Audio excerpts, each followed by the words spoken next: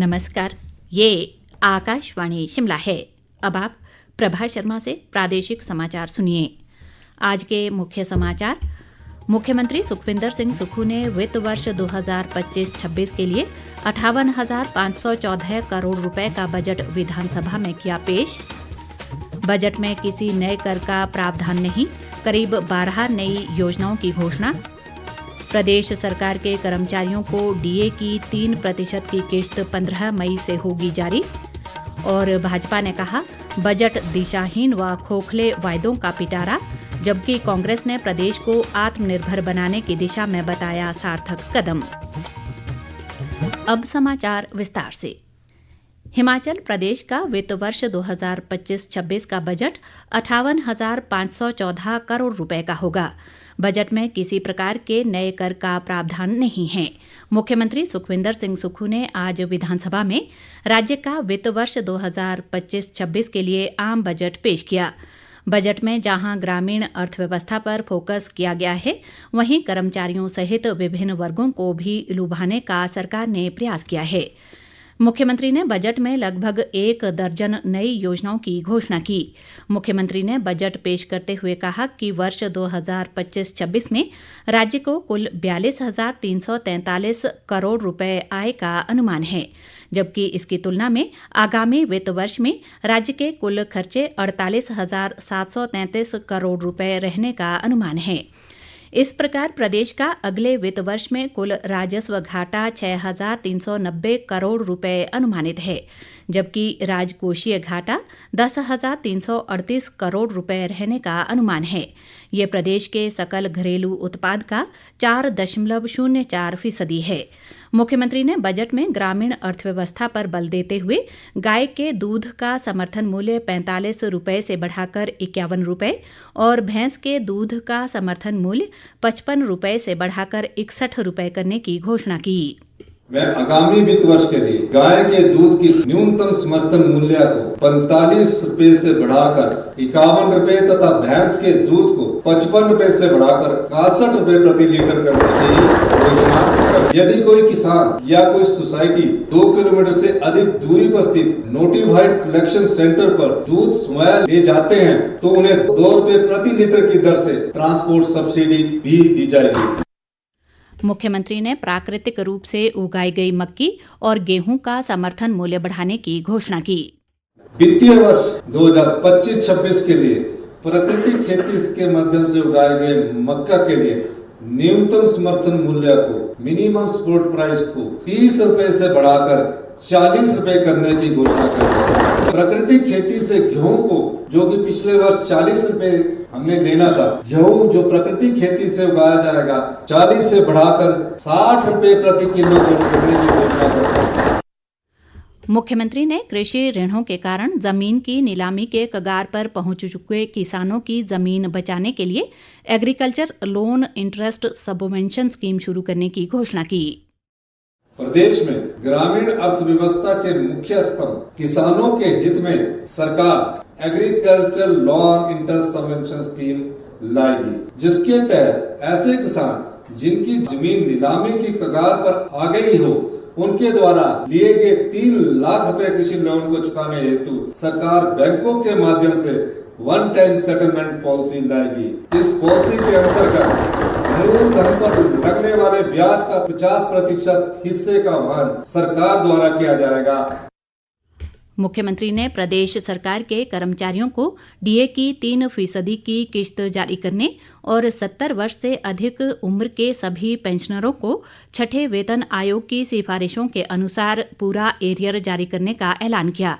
इस भुगतान की शुरुआत 15 मई से होगी। मुझे यह घोषणा करते हुए प्रसन्नता हो रही है कि प्रदेश के कर्मचारियों को 3% की दर से महंगाई भत्ते की किस्त देने की मैं घोषणा करता हूं, जो कि 15 मई 2025 में दे दी जाएगी। मुख्यमंत्री ने इंदिरा गांधी प्यारी बहना सुख सम्मान निधि योजना में 1 जनवरी 2025 से 31 मार्च 2026 के बीच 21 वर्ष की आयु पूरी करने वाली प्रदेश की सभी बेटियों को 1 जून से 1,500 रुपये की सम्मान निधि शुरू करने की घोषणा की। उन्होंने स्वास्थ्य पर्यटन को बढ़ावा देने के लक्ष्य से प्रदेश में 4 नए 5 star natural care wellness centre खोलने की घोषणा भी की। स्वास्थ्य पर्यटन को बढ़ावा देने के लक्ष्य से प्रदेश में 4 नए 5 स्टार स्तर के नेचुरल केयर वेलनेस सेंटर खोलेगी। ये केंद्र शांत प्रकृति वातावरण में योग, ध्यान, हर्बल उपचार और पारंपरिक चिकित्सा का अनूठा अनुभव प्रदान करेंगे। साथ ही यहाँ दिए जाने वाला भोजन व अन्य खाद्य सामग्री भी विशुद्ध रूप से प्राकृतिक होगी। इस पहल का उद्देश्य प्रदेश को एक प्रमुख स्वास्थ्य पर्यटन स्थल के रूप में स्थापित करना होगा। मुख्यमंत्री ने कहा कि मंडी में शिवधाम परियोजना को प्राथमिकता के आधार पर पूरा किया जाएगा। मंडी जो कि छोटी काशी के नाम से प्रसिद्ध है, यहाँ शिवधाम की परियोजना को प्राथमिकता के आधार पर पूर्ण करके जनता को समर्पित किया जाएगा। इसके लिए आगामी वित्तीय वर्ष के दौरान सरकार द्वारा 100 करोड़ रुपए का व्यय किया जाएगा। सुखविंदर सिंह सुक्खू ने कहा कि चाय पर्यटन को बढ़ावा देने के लिए चाय बागानों को सिक्किम, असम और पश्चिम बंगाल की तर्ज पर इको पर्यटन स्थल के रूप में विकसित किया जाएगा। अंतर्राष्ट्रीय ख्याति प्राप्त कांगड़ा चाय को जीआई टैग मिला हुआ है, जो कि प्रदेश के लिए गौरव का विषय है। टी टूरिज्म प्रदेश की आर्थिकी में बहुत बड़ी भूमिका निभा सकता है। इस क्षेत्र में रोजगार की बहुत संभावना है। हम वर्तमान कानून में संशोधन करके टी टूरिज्म को बढ़ावा देने के लिए चाय के बागानों को सिक्किम, असम और पश्चिम बंगाल की तर्ज पर इको टूरिज्म डेस्टिनेशन के रूप में विकसित करेंगे। इससे हिमाचल की चाय को विश्व स्तर पर पहचान मिलेगी।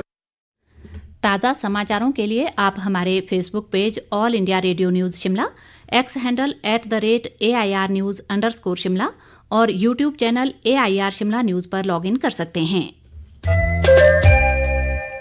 प्रादेशिक समाचार आकाशवाणी शिमला से प्रसारित किए जा रहे हैं। मुख्यमंत्री सुखविंदर सिंह सुक्खू ने बजट पेश करते हुए दिहाड़ीदारों की दिहाड़ी 25 रुपये बढ़ाने, आउटसोर्स कर्मियों को न्यूनतम 12,750 रुपये प्रतिमाह वेतन देने की घोषणा की।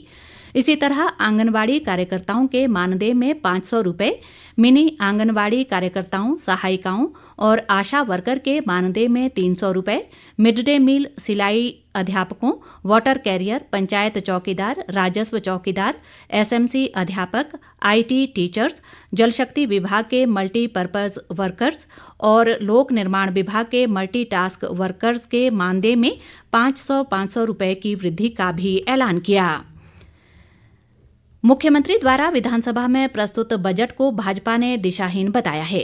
नेता प्रतिपक्ष जयराम ठाकुर ने बजट को हर वर्ग को निराश करने वाला करार दिया। उन्होंने कहा कि मुख्यमंत्री द्वारा पेश बजट बंडल ऑफ कन्फ्यूजन है और इसमें किसी भी वर्ग को राहत नहीं दी गई है। जयराम ठाकुर ने कहा कि ये बजट दिशाहीन है और सरकार व नेतृत्व भी दिशाहीन है।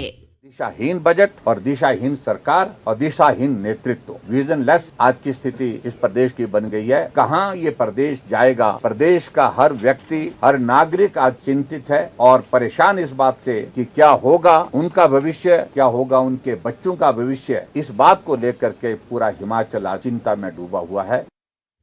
प्रदेश भाजपा अध्यक्ष राजीव बिंदल ने कहा कि लगभग 58,000 करोड़ रुपए का ये बजट प्रदेश की जनता के लिए शून्य है।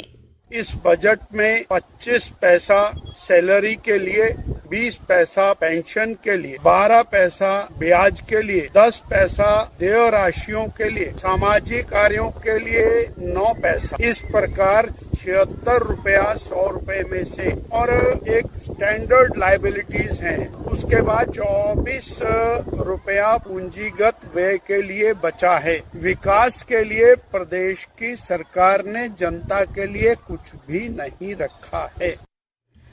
पूर्व केंद्रीय मंत्री व सांसद अनुराग ठाकुर ने मुख्यमंत्री द्वारा प्रस्तुत बजट को दिशाहीन व खोखले वायदों का पिटारा बताते हुए कहा है कि बजट के नाम पर मुख्यमंत्री ने सिर्फ औपचारिकता ही पूरी की है। उन्होंने कहा कि कांग्रेस सरकार ने बजट पेश करने के नाम पर एक बार फिर हिमाचल की जनता को छलने का काम किया है। सांसद सुरेश कश्यप ने कहा कि हिमाचल प्रदेश का बजट केवल जनता की आंखों में धूल झोंकने वाला बजट है। मुख्यमंत्री सुखविंदर सिंह सुक्खू ने कहा है कि बजट में समाज के हर वर्ग का ख्याल रखा है और उन्हें कुछ न कुछ दिया गया है। बजट पेश करने के बाद विधानसभा में पत्रकार वार्ता को संबोधित करते हुए उन्होंने कहा कि बजट में ग्रामीण अर्थव्यवस्था को मजबूत करने पर फोकस किया गया है। उन्होंने कहा कि राज्य के कर्मचारियों को बजट में 3% डीए और वेतनमान का एरियर चरणबद्ध ढंग से देने की घोषणा की है। प्रदेश कांग्रेस अध्यक्ष प्रतिभा सिंह ने कहा है कि ये बजट प्रदेश को आत्मनिर्भर बनाने की दिशा में एक सार्थक कदम है। उन्होंने बजट को प्रदेश हित में रोजगारोन्मुख व विकासोन्मुख बताया। मुख्यमंत्री के प्रधान सलाहकार मीडिया नरेश चौहान ने कहा कि ये बजट 2027 तक हिमाचल को आत्मनिर्भर बनाने की मुख्यमंत्री की परिसंकल्पना को साकार करेगा। पर्यटन विकास निगम के उपाध्यक्ष RS बाली, उप मुख्य सचेतक केवल सिंह पठानिया, विधायक कमलेश ठाकुर, संजय अवस्थी व संजय रतन ने बजट को कांगड़ा जिला के नवोत्थान व द्योतक बताया है। अंत में मुख्य समाचार एक बार फिर। मुख्यमंत्री सुखविंदर सिंह सुक्खू ने वित्त वर्ष 2025-26 के लिए 58,514 करोड़ रुपए का बजट विधानसभा में किया पेश। बजट में किसी नए कर का प्रावधान नहीं, करीब 12 नई योजनाओं की घोषणा। प्रदेश सरकार के कर्मचारियों को डीए की 3% की किश्त 15 मई से होगी जारी। और भाजपा ने कहा बजट दिशाहीन व खोखले वायदों का पिटारा, जबकि कांग्रेस ने प्रदेश को आत्मनिर्भर बनाने की दिशा में बताया सार्थक कदम। इसी के साथ ये समाचार बुलेटिन समाप्त हुआ। हमारा अगला बुलेटिन आप सुन सकते हैं कल सुबह 9:20 पर। नमस्कार।